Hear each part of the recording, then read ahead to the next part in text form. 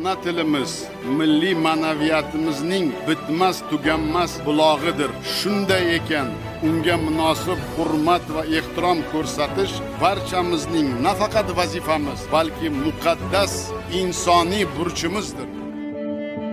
Garchi zug'um qilganlarni yoqtirmadim, she'r yozdim-u, bo'lak ishni qotirmadim. Tilim turib, o'z tilimda gapirmadim. Bir izlasam, eziladi bag'ri dilim. Ona tilim, kechir meni, ona tilim. Sen bo'lmasang, nima bizga silliq she'rlar? Bu dunyoda tili yo'qda dil yo'q derlar. Bahoying-ku berib ketgan alisherlar, yuragimning to'ridagi so'lmas gulim.